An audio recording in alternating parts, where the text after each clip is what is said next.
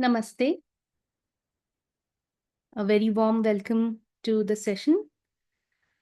Today we are having the second talk from the special series that we are doing this month on the four austerities as given by the mother. The title of today's session is Translating Power and Passion into Vitality and Enthusiasm. We have Dr. Ramesh Bijlani and Dr. Aditi Kaul with us as the speakers. I'll give a brief intro still. Dr. Ramesh Bijlani is a prolific writer and an inspirational speaker. He loves to use the gift of communication that he has received from the divine for dispensing small doses of love and wisdom from the inexhaustible pharmacy of Sri Aurobindo and the Mother. Once a professor at AIMS, New Delhi, Dr. Bijlani is now a spiritual seeker at Sri Aurobindo Ashram, Delhi branch. Aditi Kaul is a dedicated proponent of integral yoga psychology. Her deep inquiry into the human experience, enriched by formal training in psychology, allows her to emphasize the importance of self-work and conscious living practices in everyday life. Aditi offers online courses and workshops across various platforms rooted in the teachings of Sri Aurobindo and the Mother. Thank you, Dr. Bijlani sir and Aditi, for joining us today. Over to you both.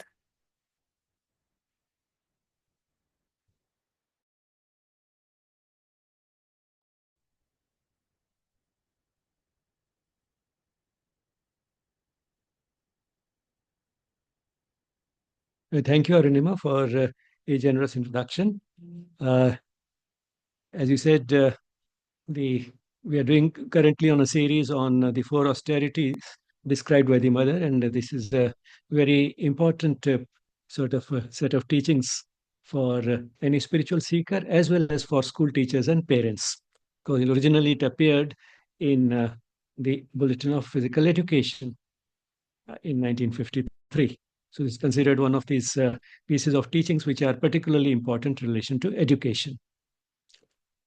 Since vital is a term which has a special significance and a unique meaning in the teachings of Sri Aurobindo and the Mother, those of the viewers who may not be familiar with the terminology, let me first explain a bit about what Sri Aurobindo and the Mother mean when they use the term vital. It is one of the parts of the being, the other beings the physical, mental, and the psychic. The vital incorporates, in fact, two aspects. One is the life force or prana, and the other is passion, emotions, strong desires, and so on.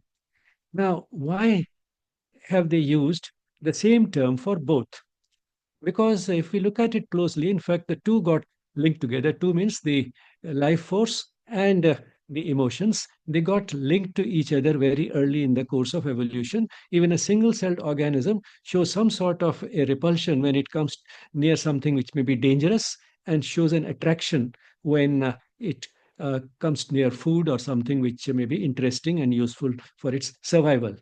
Now, this has, if anything, increased manifold in higher animals in whom we have a clear cut perception of feelings. The mind, one of the important aspects of the mind, in the creatures which have a mind, is the emotions. In fact, the emotions precede the development of the intellect in the course of evolution. And one can understand why it is so, because while the life force creates in the organism the capacity to live, it is the emotions that create the urge to live. And to put it sort of very simply, in an animal which has feelings, we find that if the animal is deprived of food, which is essential for living, the animal is miserable. And when it gets food, it is happy. So the animal, in order to overcome the misery of hunger and in anticipation of the pleasure it will get from food, looks for food, and that ensures its survival. And the same applies to another basic instinct, sex. When the animal does not have a partner, it is miserable. When it finds the partner, it is happy. And that makes the animal seek a partner, look for a partner, and that is important for the survival of the species. So, for the survival of the individual as well as for the survival of the species, linking what is necessary for survival of the individual and the species, the emotions has great value, because just the capacity to live is not enough. One should also have the urge to live, a strong motivation to live. And that is what the vital does. And that's why they have been clubbed together by Sri Aurobindo and the mother. Now, in human beings, also both these factors seem to operate. We may not like to admit it, but these are, again, two very strong instincts, and they help in our survival of our species.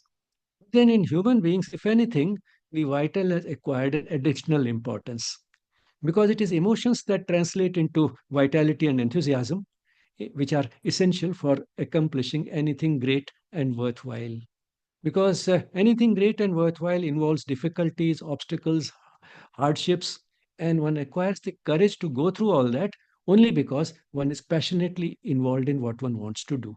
And therefore, emotions are behind everything great and worthwhile that human beings do. Now, if the emotions are so important, then naturally they have to be preserved. We don't have to try to kill them. But at the same time, austerity becomes important, because the emotions have a natural tendency to gravitate towards fleeting pleasures, towards something which may not be of lasting value. And therefore, if our energy gets dissipated in a large number of temptations and distractions that we have, uh, we will not be able to concentrate this great power, the power residing in the vital, for anything important and worthwhile. Emotions, in fact, are so powerful that if the emotions have been uh, tamed, if the emotions have been educated, then the physical and the mental pose no difficulty, because the physical and the mental are, in fact, dominated by the emotions. For example, when it comes to food or exercise, uh, if we don't feel like getting up early in the morning for exercise, so often it is the emotions that prevail, and we find some excuse for not getting out of bed. If we find some tempting food, again, so often we give in to the emotions when some tempting food is available, and we forget about all the warnings that we get from the mental part of the being about it's not being good for health, or our being already full, and so on and so forth. And the same applies also to sex. There's a Urdu couplet which goes something like this. uh, there's a boy who apparently has had some sort of a misunderstanding with his girlfriend, and now he's very strongly feeling like going and meeting her. And then he says, दिल तो करता है यार को मिलने को, दिल तो करता है यार को मिलने को, अक्ल कहती है मत जा, बड़ी जिल्लत होगी. So the conflict between the vital and the mental. The vital is telling him that you go and meet her because he's strongly feeling like meeting her. And on the other hand, the intellect is warning him, don't go, you'll be humiliated. Now, when this conflict is going on, so often the boy is likely to still give in to the vital. And then he may also find a reason for going, oh, probably she's also feeling like meeting me. So now he has found a justification for going, which means that the mental part of the being, as well as the physical, often get exploited by the vital. So even the mental, that is the intellect, which we consider to be so sort of a safeguard against our getting going astray because of the emotions, even that gets exploited. And instead of the intellect moderating our feelings, it ends up getting exploited by the feelings. Although in terms of evolution, it is at a higher level than the emotions and supposed to lead the emotions, supposed to moderate the emotions. And that's why Sri Aurobindo says that so often the follower becomes the leader. The follower, that is the emotional part of the being, ends up being the leader and leads the intellect, guides the intellect towards inventing reasons which would justify what we feel like doing, even if it is not good for us. So, if the emotions are so powerful, if we have been able to achieve the austerity of emotions, that is, concentrate them in such a way that we can use them only for what is good and worthwhile, then much of the battle of the intelligent person who wants to live wisely, as well as that of the spiritual seeker who wants to progress towards union with the divine. No matter what the aims and goals in life are, some degree of austerity of the emotions becomes important, no matter what sensible goals in life we have, be it secular in nature or be spiritual. So, essentially, what it comes to is that the emotional part of the being has a natural tendency to fall for temptations. Why I'm saying natural is because the average level of human consciousness is such that we are more likely to get fallen for temptations rather than be able to overcome them. Uh, it is important that that does not happen, because if we are able to prevent that, prevent the power of the emotions getting dissipated in things which may not be worthwhile, which may not be good for our material progress or spiritual progress or mental progress or whatever. If we are able to uh, safeguard, use this power of the emotions for something worthwhile, then it can become a great collaborator for worldly progress as well as spiritual progress. And that's why it's important. And what it essentially boils down to is developing a set of developing a sort of discernment about what the emotion, what a particular feeling, what a particular set of emotions are likely to lead to. Are they likely to lead to a fleeting pleasure, or will these will we get from acting on the voice of these emotions? Will we get mental peace and immense joy? So essentially, it's a question of whether it will be ordinary, fleeting pleasures, which may sometimes be contaminated by a sense of guilt, or it will be uncontaminated, unadulterated, pure joy, which gives us a much better feel than ordinary fleeting pleasures, and also not accompanied by any sense of guilt, which means that we'll have lasting mental peace. So essentially, developing that discernment is what helps us cultivate that austerity. So, with this rather long introduction, let me now turn to the slides.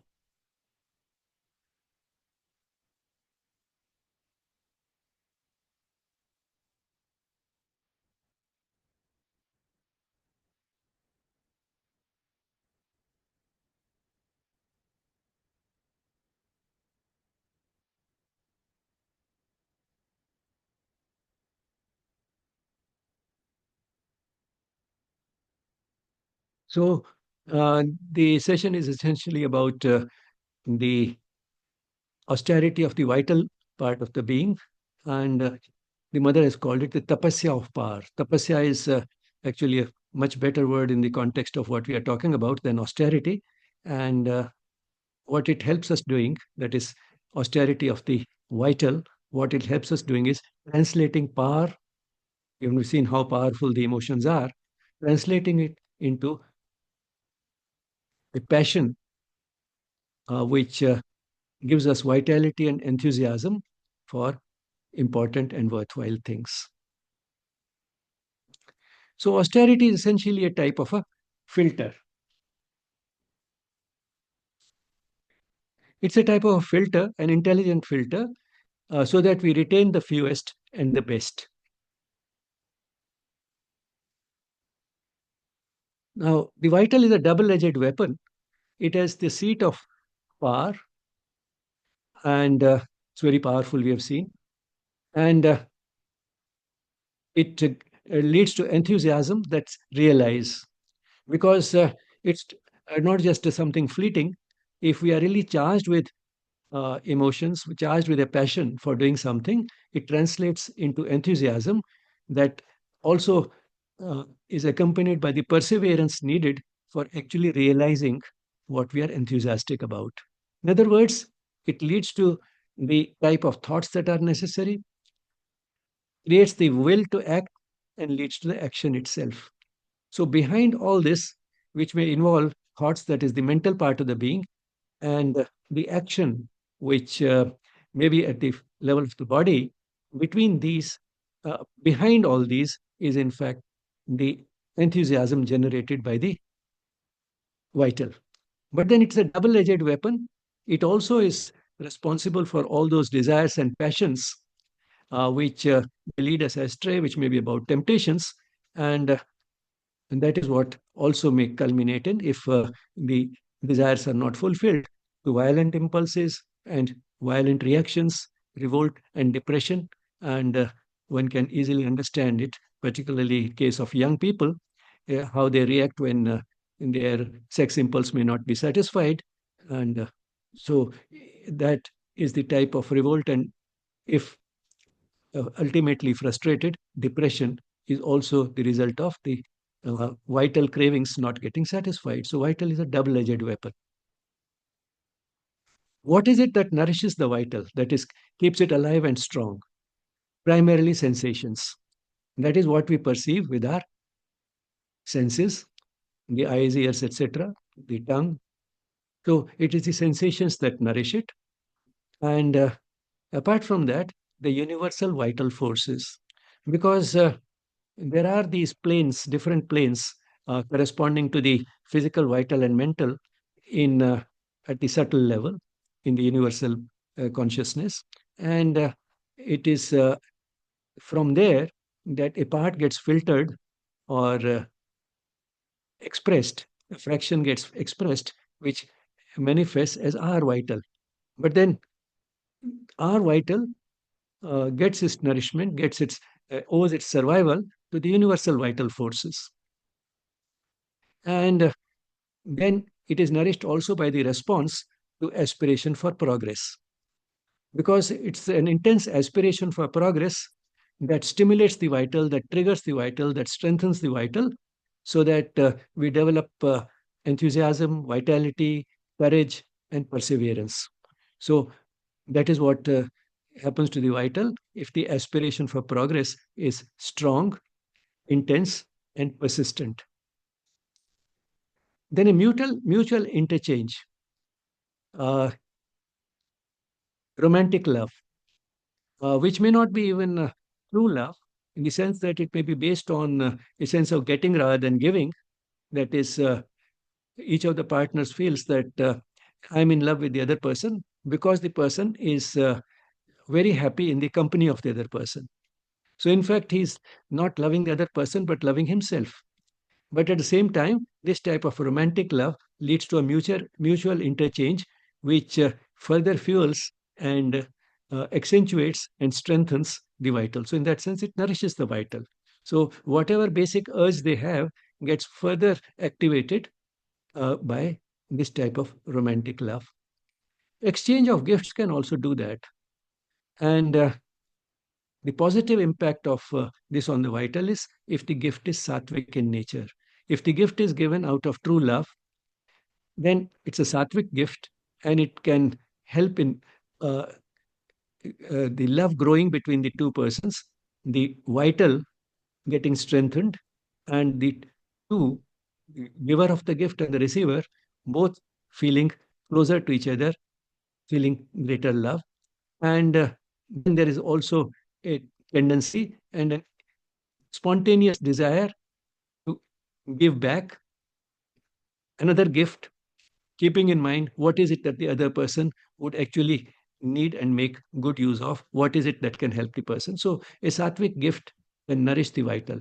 On the other hand, a tamasic gift, which is given out of bewildered thinking, which may be given to get rid of something that you don't need anyway, or a rajasic gift, which is given in expectation of something far greater than the gift that is being given. So one is expecting some returns from the gift. They can have a negative impact on the vital, in the sense they may nourish the vital, but in a negative way. Actually, one may feel the energy getting drained.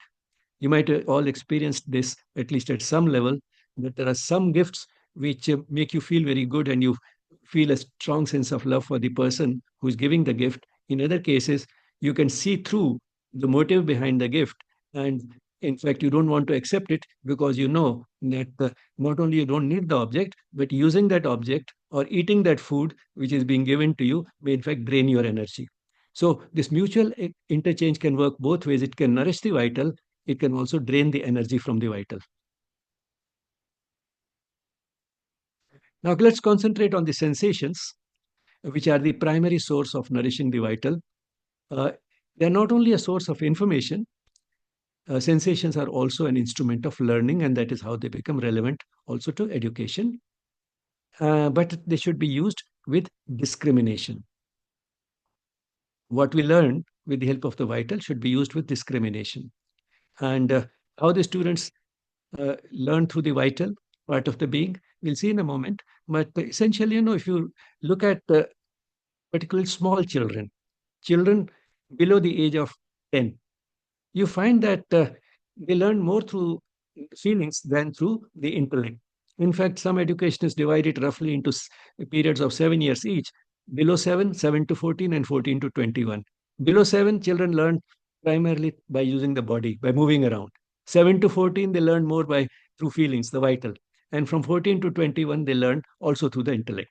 So while the physical and the vital continue to be important, it is the intellect becomes an important tool for learning only after the age of about 14, which means that till that age, what helps the student learn is a lot of physical movement and things which appeal to the feelings like painting, art, music, drama, dance, and so on. And therefore, you might have seen that there's a lot of it in children, which is used for children in any enlightened system of education. But then they have to be used with discrimination because it is in this music and art and so on that we also have things which can be uplifting and things which can be rather vulgar or violent and can lead to a downfall. So the instrument, the vital as an instrument of learning, has to be used with discrimination. And one thing which should not be done is to use it only for seeking pleasure. The mother has said somewhere another beautiful given us another beautiful piece of advice. Take pleasure in whatever you do, but do nothing only for the sake of pleasure. Very simple looking, but very profound. Uh, do anything, whatever you do, happily. So take pleasure in whatever you do, but do nothing only for the sake of pleasure. So that is something which, again, the children also have to pick up. This system of education has to be so designed that they're also learning from it and not just trying to go for something which will give the maximum of a short-term fleeting pleasure. Now, as a result of this education of the vital using this austerity, that is concentrating it for certain things and rejecting it for certain other things, one should be able to ultimately bear everything, perceive everything without getting deflected, because positive and negative things, things which may be uplifting and things which may lead to a downfall, both types of things will always be available in the environment.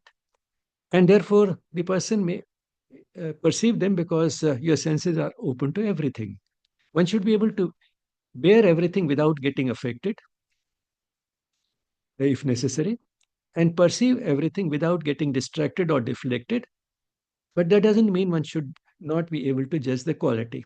Once I had read a book by a spiritual teacher, Mr. Ishwaran, who has written at least 3 volumes on reading the Gita, on his interpretation of the Gita. And one of the things which has stayed with me is that he says that when his children or grandchildren tell him to go to a movie, he goes quite often. But when he finds that there is on the screen some scene which seems to be vulgar or violent, which seems to be full of vulgarity or violence, he just closes his eyes. So he's not emotionally affected, but same time, he instead of taking a heightened interest and watching it more carefully, he just closes his eyes and shuts his mind off. So one maybe he's able to bear all that. It doesn't distract him, but same time he's able to judge the quality, and that's what makes him close his eyes. Now here's a direct quote from the mother on this.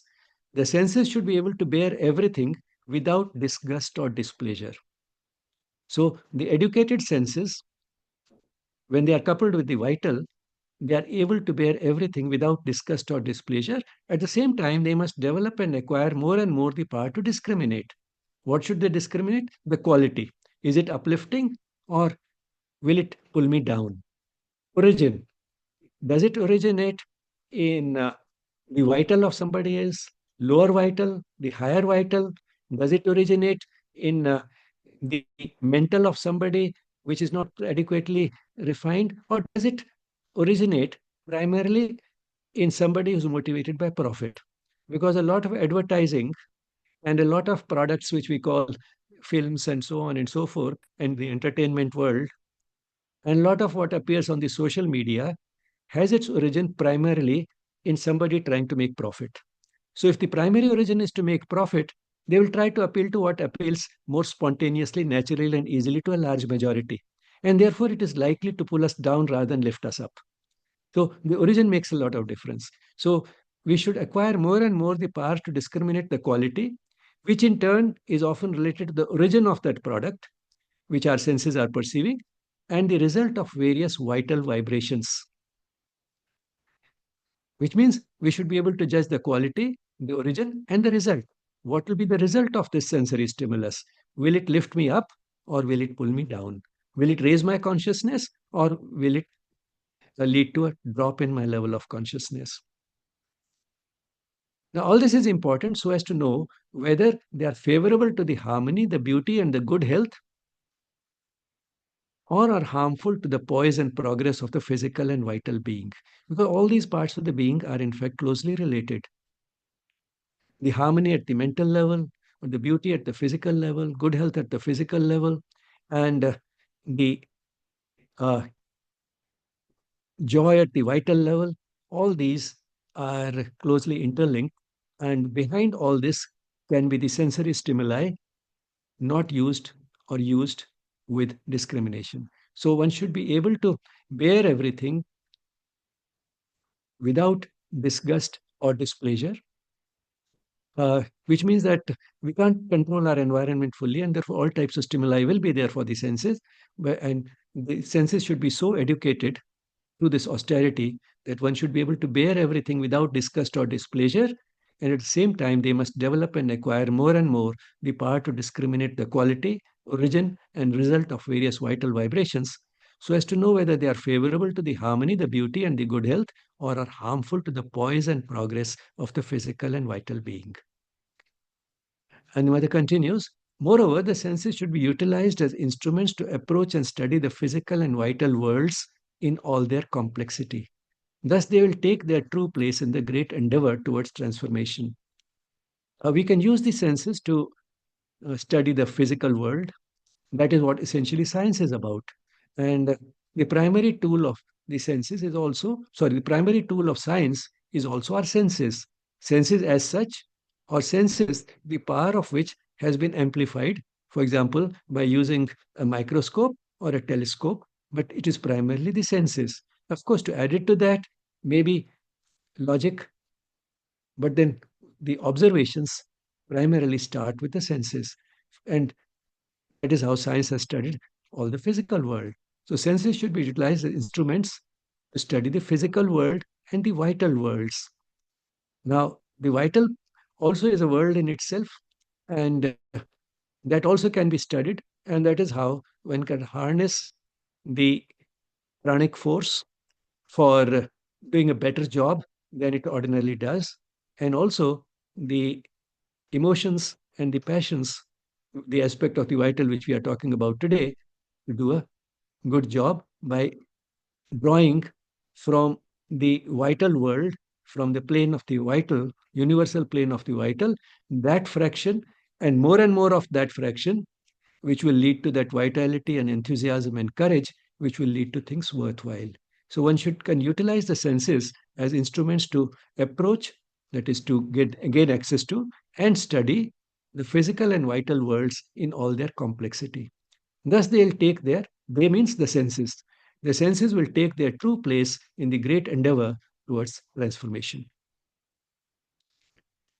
Now, one can understand, therefore, the fallacy of a very common attitude to the vital.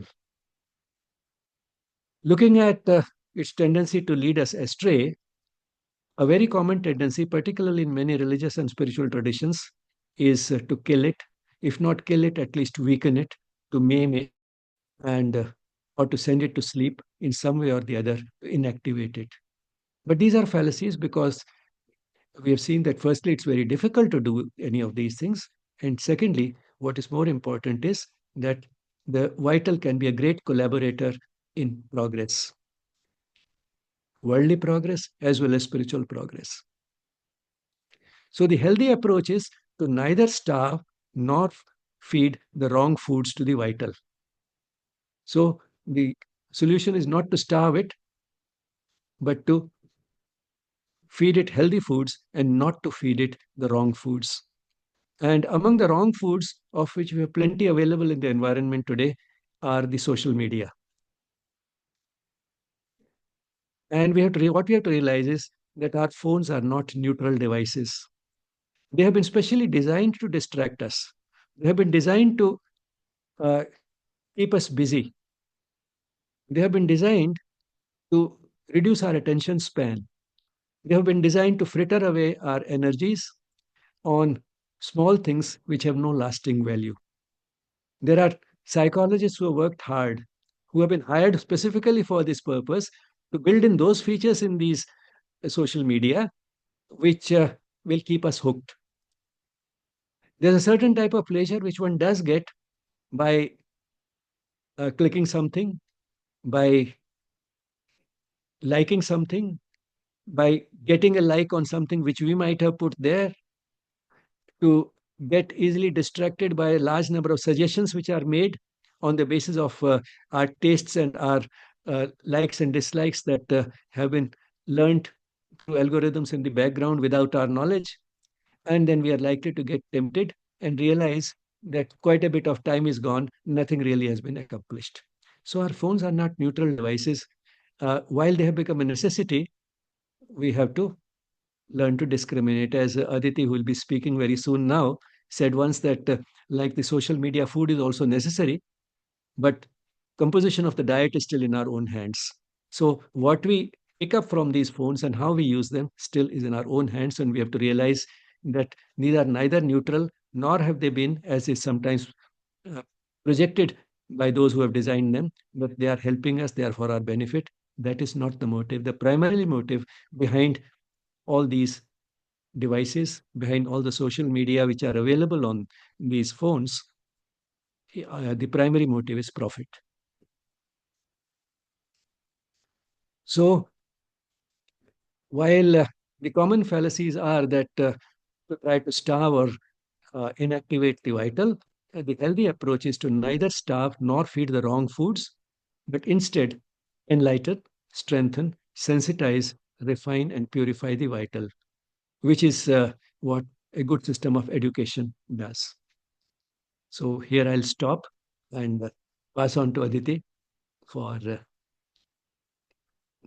sharing what she has not on the screen. Generally, she doesn't use the slides, but she'll share what she has received from the higher source while she was focusing on this topic. I think all of us are in some way or the other focusing on this topic on a daily basis. Because though we were talking about vital in the space of education, all of us still, as adults, go through that disturbances and ups and downs in the vital. So most of us have still not learned in a way to how to handle the vital force. And even while you were sharing, the sense that came to me was essentially, even if you look in the composition, like we always speak about the mind, the vital, and the physical. So I really feel like, even as there were things on the screen, that vital is really like that middle person just got stuck between the mind and the physical. And also because we know vital is energy, you said power, enthusiasm. So it is like that energy, it is like that flow, it wants to move. So when we talk about nourishing the vital, essentially we are talking about channelizing that energy. So there's something like, it is like there's so much of electricity being given to me. So say if like I have a solar plant in my house, I have excess electricity. I don't need that much electricity, or maybe I don't have enough devices in my house to channelize that electricity. So I just have to throw it out or give it to other people or just share it, spread it. But if I'm taught in a way that, or rather, I'm not taught in a way that what to do with the excess energy, I'll just waste it. So, as human beings, we have not been taught or in a way to know what to do with that energy. So, understanding that, usually say, we were talking about that sensations are one way of learning. But if physical sensation comes to the vital as a learning, the mental condition comes as, oh, no, no sensations, no, no, no, don't give in to them or don't acknowledge them. So there's a push from downwards saying that, oh, life is to experience, live it, nourish it, experience it. But the conditioning which we have been carrying for the longest time, like the fallacies you were talking about, is like, no, no, no, no. How can you be you? And especially all of us in this space when we are exploring our self path and all of those things is like, oh, you will get happiness while eating food. No, no, no. Remember, you were doing yoga. Or, oh, you are enjoying music. No, no, no. Only meditation. So it's a lot of mental conditioning that comes in the way of really channelizing that energy which as human beings we have been given to create. So at one level we don't know what to do with it, and at other level we keep seeking that, okay, how can I become better, how can I become better? So the instrument that is given to me to use, I'm not using it because of some conditioning or inability to understand, and then I'm wondering about how to make my life better because I have given the supremacy to the mind and completely that, okay, that needs to give me a thought, but it's the energy that will actually convert the thought in whatever action I need. So channelization is the key in really the tapasya of power, that when I'm talking about vital, first I need to channelize it, and it's in channelizing what will I do, I'll be able to refine it. So, how can I create that base of my system? Like when we say physical as the Aadhaar, and it's through physical contact, the sensations that come to us, and it's like, okay, what to do with this? So, if my base is that strong, whatever I'm experiencing inside, it will have that expansion that can hold. So the more vast I become as a person, the more I'll be able to hold that vital energy. I will know what needs to be done. So I will not reject it or I will not be scared of it. So one fundamental way of channelizing it, do I know how to address the vital in me? Our conditioning comes from, even though we speak about it in the space of integral yoga, but we speak it from the sense of, okay, what to do with it, as if it is like the biggest hurdle on the path. As human beings, at a very common level, it is a burden or a hurdle. But how do I refine it and say that, okay, how can I use it? And especially that is the reason why, even when we talk about the heart space or the power space, we just know that even if I just take a little step, we will get into the space which is much more vaster. The real love which we're talking about, the presence inside which we're talking about. So there's a reason why even power is given here and love is given here. It's just that we forget to combine them. We see them as separate things. We see them as that, okay, I want to exercise power and love. But it is more like I have to experience love in power, that giving, that expansion. That is what needs to come more and more. But like when we talk about any relation we are talking about, any exchange, Vital has an inherent tendency of transaction because it is fundamentally based on emotions, desires, impulses. So it's an exchange. We also know, no, we understand that energy does, like it's an energy is an exchange. It's like one form to another form. In every level, spiritual, practical, scientific, we know it's an exchange. Now, if I'm able to develop a space inside of me where that exchange is also happening with the higher source or a deeper source inside, if I have a sense of connect, which is the abundance of energy, there's no electricity bill there, there's forever 24/7 supply. So if I can connect my outer instrumentation of that energy and I'm getting that source from there, then there is no vacuum on the outside. I know that connection. I know it is like the regulator. So when I talk about channelizing, it is just that if I have that regulator within me, I know I'm receiving, I know I'm sharing, so that channel becomes very easy. And when I'm rooted in that presence, my outer judgments drop, my outer urgency drops. I'm not anymore identified with how I look on the outside or what is the action stemming out of me. So I can only let go or channelize or neutralize or refine the transaction when I'm engaging in the transaction from the space of love and not just power, which is also present in the vital space, like just the refined form, even if I'm not talking about the absolute power. Because we are exchanging in the world, we are interacting in the world. So we can't say that, oh, we are beyond transactions. We are bringing a sense of expansion rather than narrowness. So when I'm extremely operating from the space of power and that lower impulses, I'm not able to understand. And it's not that I'm not able to understand, I've not learned it. There is not in my system that it's okay to be a certain way. There is a degree to it, there is an expansion to it. Then I'm always, it's the judgment of the mind that doesn't let the vital explore itself. And if I can connect that source, because of course, then I will say that, oh, we have to work on the mind also, we have to work on of course, we have to work on all our instruments. But the key is if I can access that larger, deeper space from inside, and from there, if I can address it. Because vital is really like that child who's just seeking attention. So, attention from teachers, attention from parents, attention from friends. And if it's not given attention, it throws tantrums. We also know that kids, if not given attention, even if they want a very small thing, they will make such a fuss about it. And they're like, oh, you are not giving it to me. You are not giving it to me. So now I will not talk to you. Or the best thing is for a parent or a teacher, I will not eat food or I will not study. So similarly, the vital does the same thing for me. Okay, you're not giving me what I want. Okay, I will give you such emotions that you are the worst person in the world or you're the loneliest person in the world. Nobody loves you. So even if I have love all around me, but I'm not addressing that aspect of vital as like, no, no, you are just on your own. So it also then started influencing the thought process and it separates us more and more from the world. So the more we are separate from the universal aspect within, the more we feel separated from the universal aspect outside. So in a way, it can be a very beautiful discipline if we are speaking, especially in the sense of vital, to how to nourish it in a way that it's adding to the quality of my life. It's adding to the yoga which I am attempting on the journey. That there is no quantitative aspect. Usually you look at life from a very quantitative aspect. But if I can look it from a very qualitative aspect, that when you gave the example of social media, yes. So why do we use social media so much? Because of course there's a lack inside of us. There's a hook that social media really puts in ourselves because it's like it gives us a sense of I exist, I exist, I exist. So if I already have a sense of I exist, I can express that existence. Right now, our associations and entanglements in the world are because we are looking for somebody or something to say that you exist. But when I already know that I exist, I can express my existence. I can use my existence. I can channelize my existence. So I can receive from the world not as a space. It's like I'm not eating when I'm starving. I regularly eat, so I enjoy eating.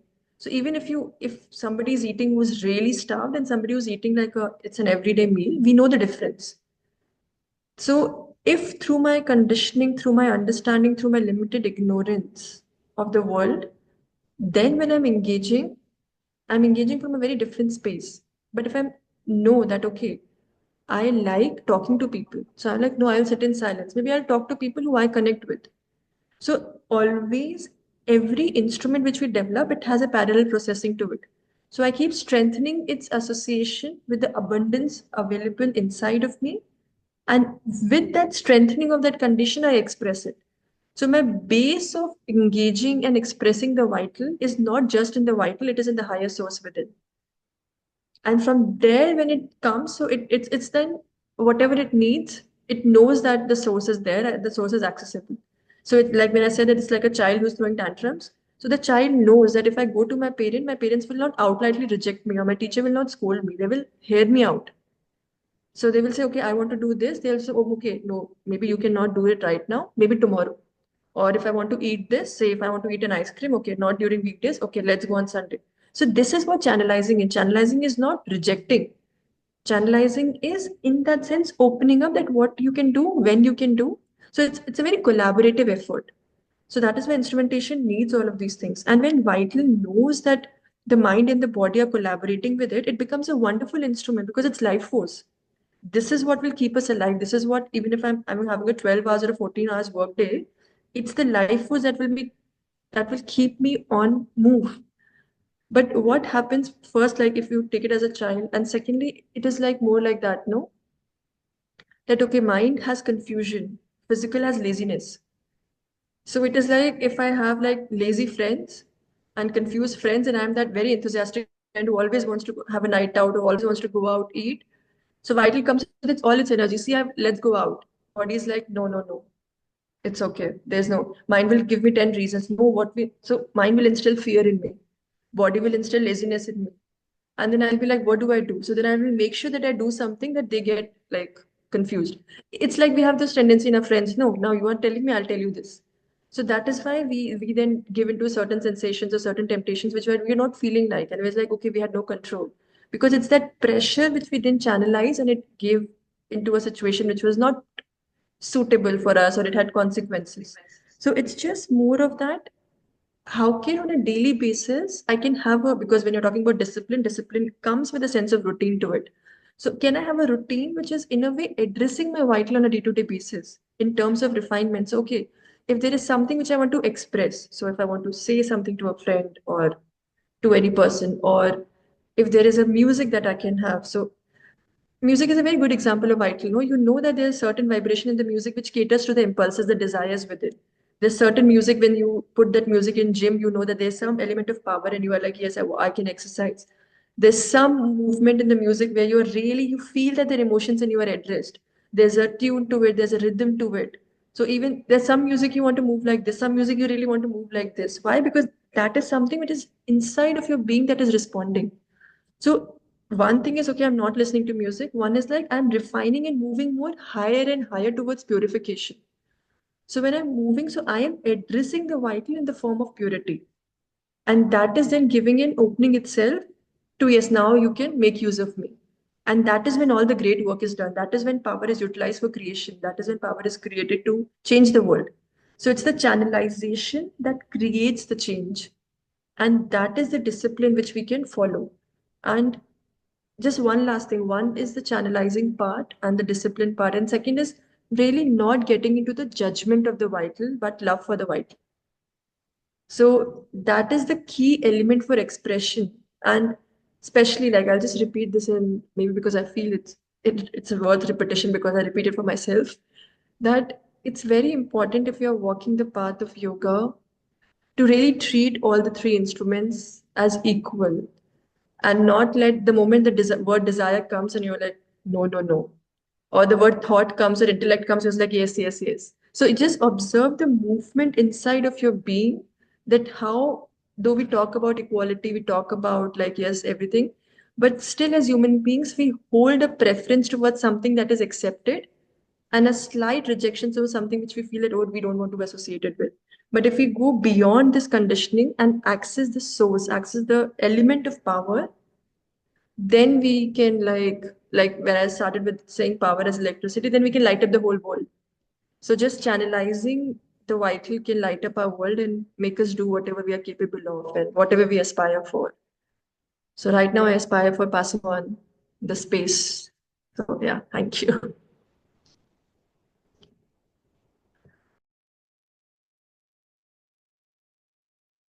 Thank you, Aditi.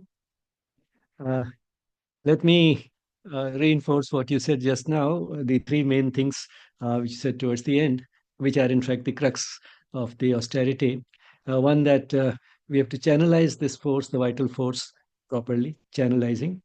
Secondly, it requires a certain amount of discipline, and discipline is understood as self imposed. And secondly, and finally, that we don't have to judge the vital. There's a tendency to judge it, to feel it as one of those relatively undesirable parts of the being or a necessary evil. It is none of these. It is, in fact, something which is a very powerful tool that we have, and it can be a collaborator for everything worthwhile. So we don't have to judge it, we just have to use it properly by channelizing it and imposing on ourselves a certain discipline. So, with this, let me turn to the remaining few slides, just about 10 more.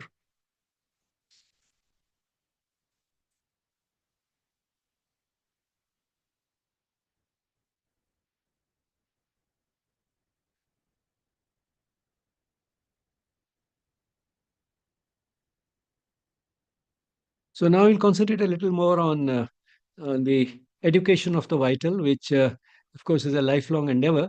But school is a good place to begin, and so is home when for parents. So parenting and education in the school, they go together. Uh, in fact, the school and the home can't be distinguished, and in fact, the rest of the society from which the child is picking up many cues also contributes in a big way to educating or miseducating the vital.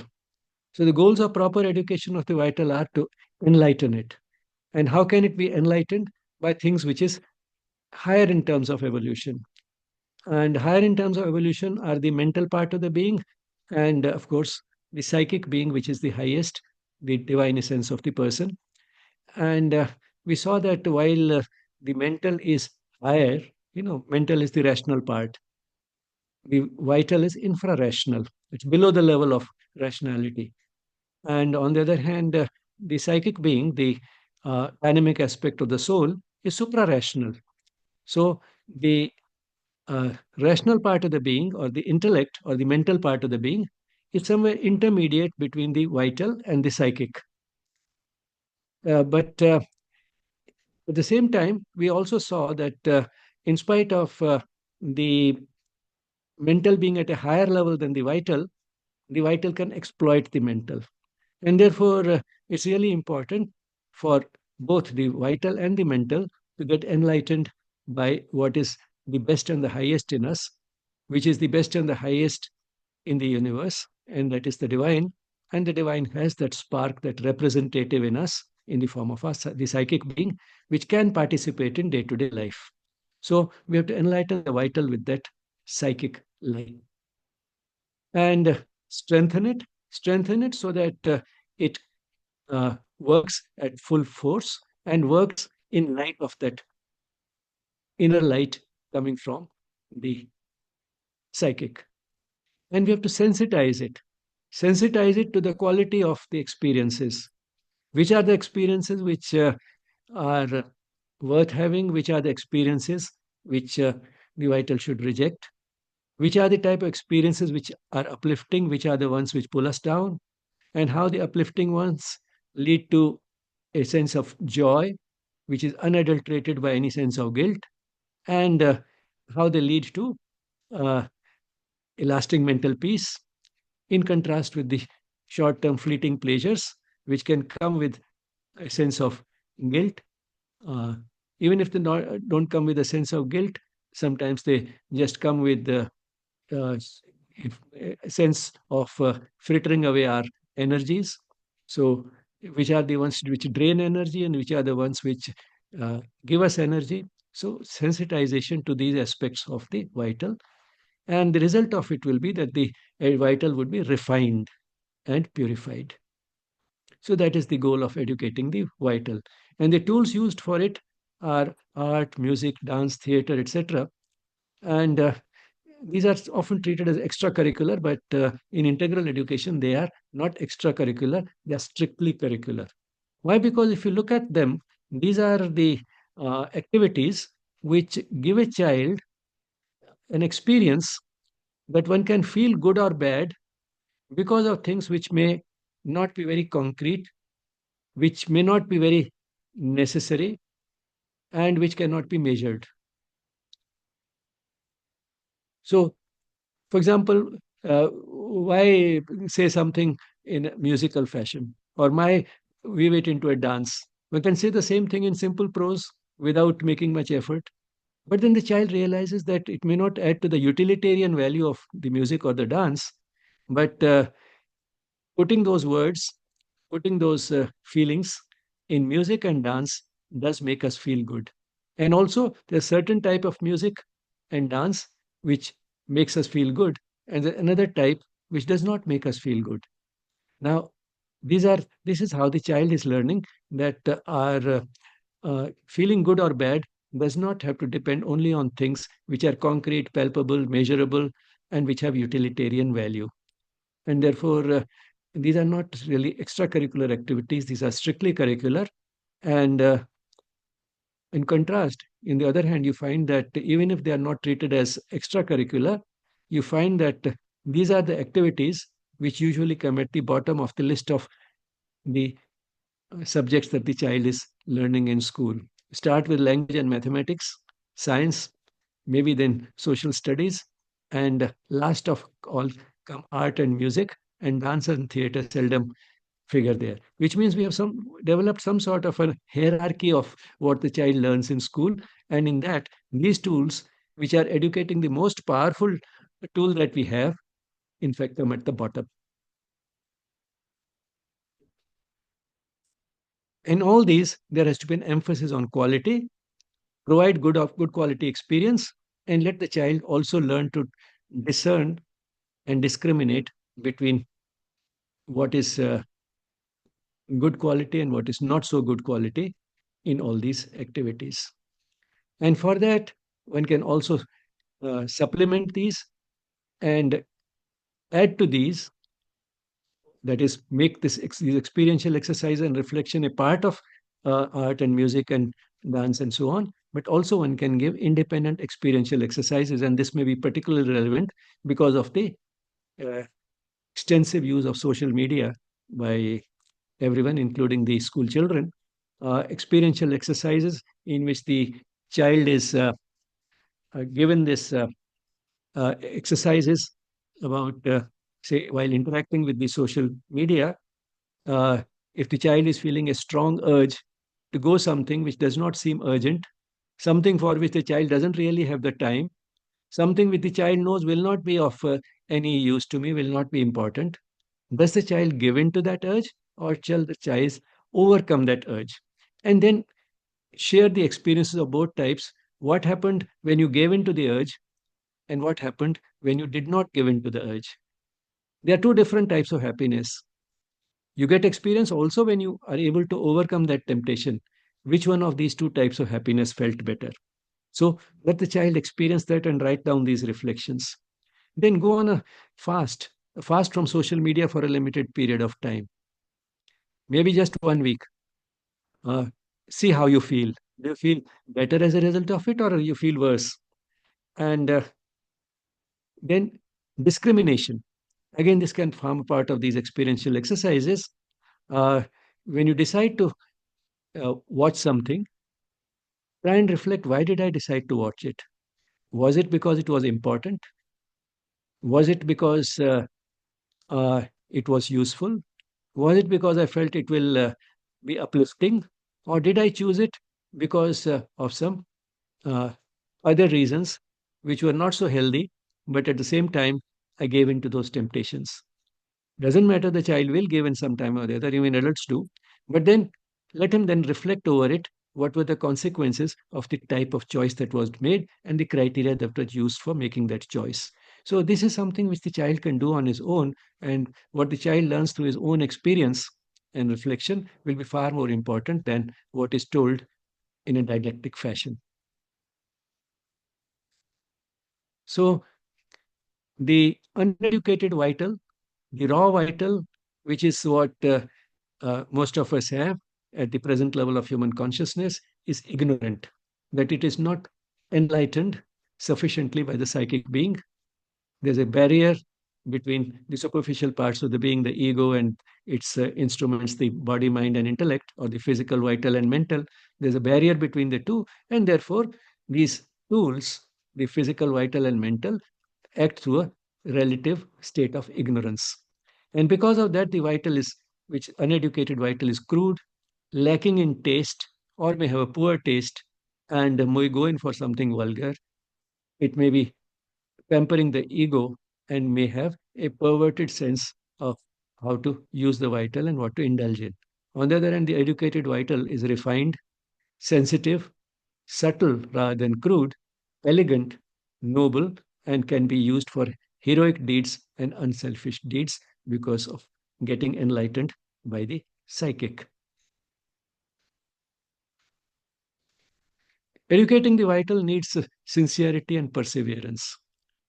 Sincerity on part of both the teacher and the learner, and perseverance because it's an ongoing process.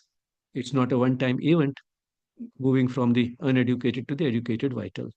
The vital gives up petty sensory pleasures, so that is the crux sort of the whole thing. It gives up voluntarily and happily petty sensory pleasures and opts for the divine delight because the person has understood the contrast between the two, even from the glimpses that the person has received from these efforts at letting the inner light from the psychic influence the vital. So it's by enlightening, strengthening, and purifying the vital, not by weakening it. So we have to strengthen it, not weaken it, but through education, through discipline, uh, enlighten it and purify it. It is through that one can get help, immense help from the vital, because a very powerful tool can be a very powerful collaborator of the psychic. And that is why sometimes we find it difficult to distinguish between the voice of the psychic being and the voice of the vital. Because when you ask someone, the person who has done something heroic or great, uh, how did you do it? It was so risky, or it was so difficult, or you lost so much in terms of, say, what can be measured like money or time or whatever. You lost so much and still you did it. The person says, it came from my heart. I felt that was the only thing to do. Now, what is heart? Is it the psychic being? Is it the vital? In fact, the two are collaborating with each other at that stage. At least at that during that brief moment, there has been a unification of the being. The vital is anticipating the joy it will get by acting on the voice of the psychic. So it is speaking in the same language in anticipation of the joy it will get. And once the vital has decided to collaborate, the mental easily falls in line. It finds and invents a few reasons to justify it. And the body, of course, as a docile instrument, just implements it, which means there is a temporary unification of the being. And that's why the person is unable to distinguish where it came from. Did it come from the emotions? Did it come from somewhere deeper from the soul? Because both are non rational parts of the being. Both are non rational. The vital or the feelings are non rational, and so is the psychic being. But the psychic being is supra rational, whereas the vital is infra rational. However, since the vital is also a manifestation of the divine, it may be infra rational, but it is capable of lifting itself up, approach, and eventually unify with the suprarational, that is the psychic being. And so that's how this unification takes place when we are doing anything heroic or unselfish. There's a unification of the being. And that is, in fact, what yoga is about. Yoga means essentially union. But then it is for that brief moment. These moments can become more and more frequent if we are conscious of the process. And eventually, one can live constantly in that state of consciousness where the vital and the mental, and of course, then quite understandably, the physical, are acting entirely in light of the psychic. That is the ultimate goal of yoga. That is the ultimate goal of life. And that is also the ultimate goal of all good enlightened education or integral education. So it's by enlightening, strengthening, and purifying the vital, and not by weakening it, that one can help towards the true progress of the being. So Mother is called the vital, a great dynamic instrument which not only contributes to progress, it is in fact essential for progress, because we are essentially creatures of feelings. Nothing great happens because of the calculating intellect. It easily would give up because of all the difficulties and hardships involved. It is because of the vital that the fireman gets into a burning building to rescue a few people, or somebody jumps into cold water to rescue someone who is drowning, or somebody gives away all the savings of his life in charity. None of these things happen because of the calculating intellect, which will keep going into an analysis of profit and loss, risk and benefit. It happens because the vital takes over, the vital takes charge, and the vital, when it, at that stage, is enlightened by the psychic. That takes charge, and then the mental and the physical easily fall in line. And that's how you have that unification leading to all these great and heroic deeds. So the vital is a great dynamic instrument, not just contributing to progress, but essential for progress. All the four austerities were written as a set of 3 articles by the mother in February, April, and August 1953 in the Bulletin of Physical Education. It's available in the Complete Works of the Mother in volume 12, chapter 8. And of course, it's available also online. One can read the entire works of the Mother by going to this site, shurabinduashram.org, and within that find the PDF of all the works of Sri Aurobindo and the Mother.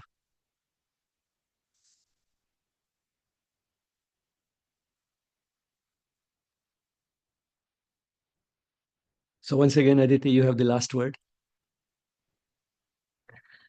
No, I was just feeling that all of us who are present in the call, our vitals must be very happy that we got addressed for straight 1 hour, and the kind of confidence it got that yes, yes, you will be there, don't worry, that like we'll do it together. So I just felt that joy of being addressed and not being judged, or just like somebody's listening to what I'm experiencing. And of course, what's more is even if we learn how to nourish it and refine it so that it can collaborate with the psychic and aids our progress. So even if that's the message we can apply in our life, I think till the time we get the next dose for the vital, we are good to go. So yes, yeah. Thank you, Arunima. You can take over. Thank you, Aditi. Thank you, Dr. Bijlani, for this enlightening and inspiring talk. We are grateful for the wisdom shared, which we will carry with us. Participants, if anyone has a question or if anyone wants to share something, please go ahead. You can drop your messages in the chat box or raise the hand, unmute yourself and speak up. Yeah, sorry. Yeah, please go ahead. Speak later. Okay, I have a question. This is the way to go to the life of a sadhak, I assume, gradually. But can you maybe another time or now show something about how the life of a sadhak would be daily? Say, what are you doing, or opening or surrendering, or whatever are you doing? Say.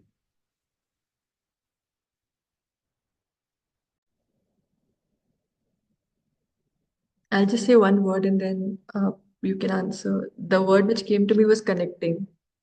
The moment you said the word sadhak, the word that came to me was connecting. As long as I'm connected to, like in this case, the mother, the sadhana is on, then what I'm doing is just a reflection of my connection with her. So that's what came to me, but I'll just pass on to Dr. Bijlani. Understand. Thank you.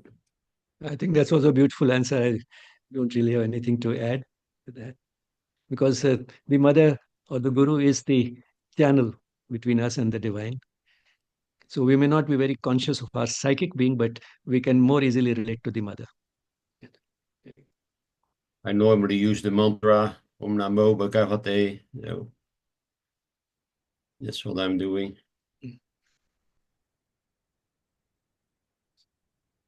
I think Abhijit Chatterjee had a question.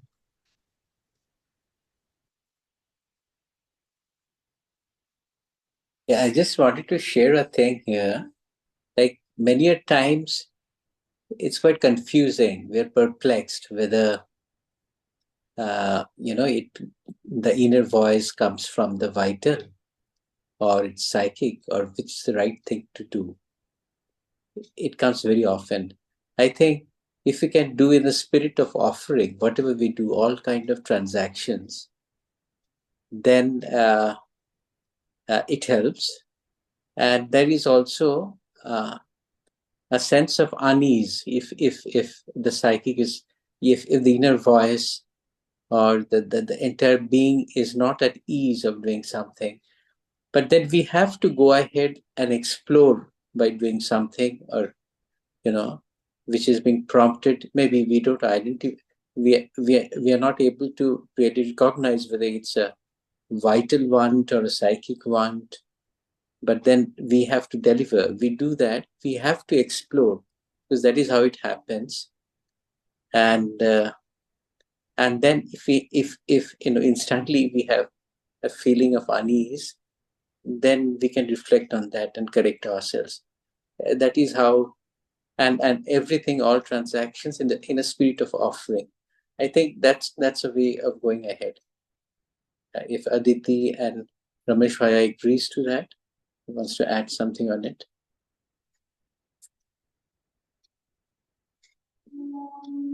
Go ahead, Aditi. Oh, I have a very short answer to this. As long as I have confusion, it is the surface talking. As long as I have certitude, it's the psychic being talking. It's as clear as that. I just, with time, with spending more time with my own self and progressing, I know like the mind, confusion turns into discernment. But the certitude in action comes from the psychic. There's no confusion there. Confusion might come later on. So I might know the answer, then I've been wondering about should I do, should I not do? That is like the later part. But when the certitude comes, it's the quality of the psychic. And of course, we all are on an exploration and experiment. So we like entertaining ourselves and talking to ourselves and wondering about life. That's a part of our journey. So we should enjoy that journey, but be very clear on that. Like that's the word actually I'm staying with for a long time now. So that's what I'm offering you, certitude. If you get the sense of the quality of what that word holds for you on your journey, the guidance is there. And it really clears the confusion which we have. So yeah, that is my offering in the moment. Exactly. I mean, the voice of the psychic being is so clear that it leaves us with no doubts or questions. Uh, but let me just repeat, which I often repeat, that to be sure one can ask oneself one simple question and answer it in total honesty. And the question is, will this action leave me in lasting mental peace? So if we ask that and the answer is positive, it is the voice of the psychic being.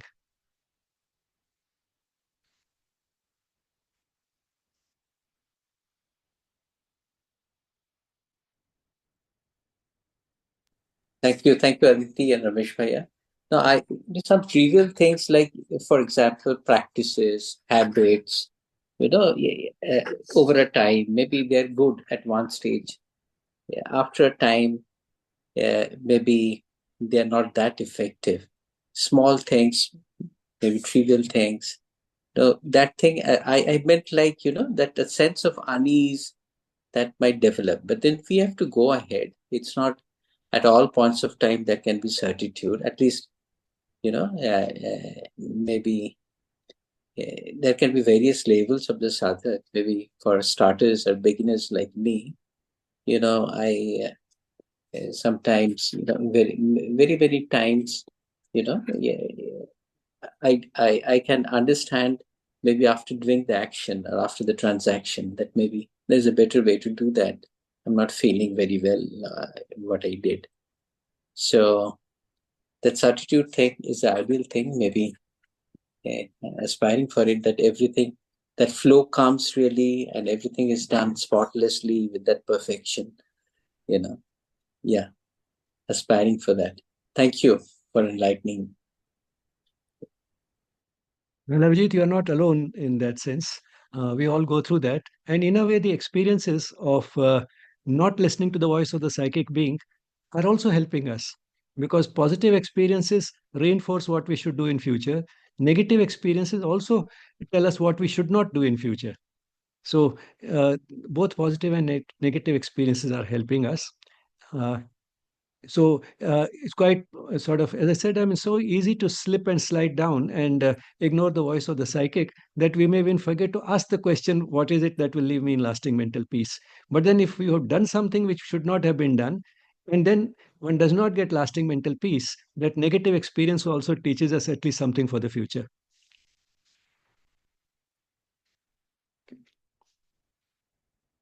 I think Marcelo had written a question in the chat.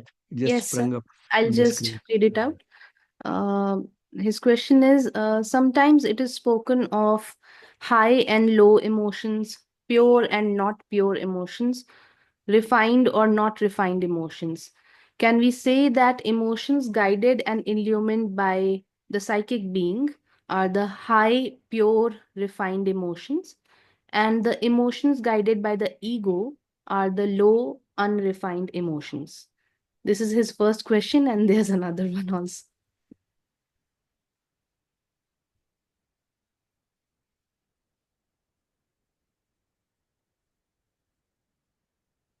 Well, the short answer to the first question would be that yes, that's exactly what it is.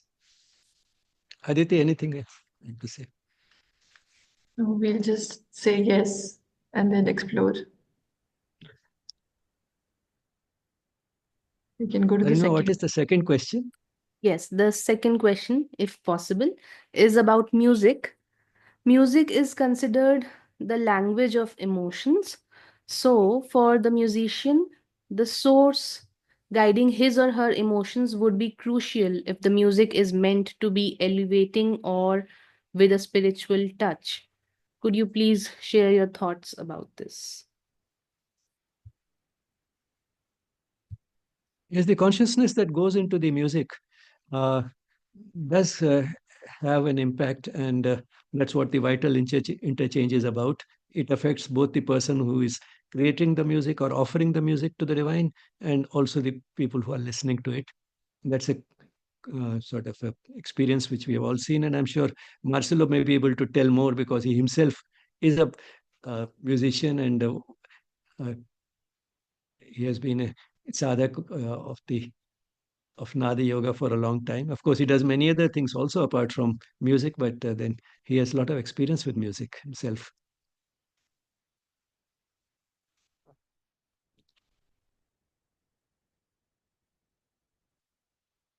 Thank you, sir. So, I don't think there are any more questions as of now. So before closing the session, I would like to inform that the recording of today's session and all Yes Talks are published on the Yes Spirituality YouTube channel. You can explore the channel for extensive content on yoga, education, spirituality, and related subjects like psychology and wellness. And please do join us on the social media platforms as well, on Instagram and Facebook with the same name, Yes Spirituality.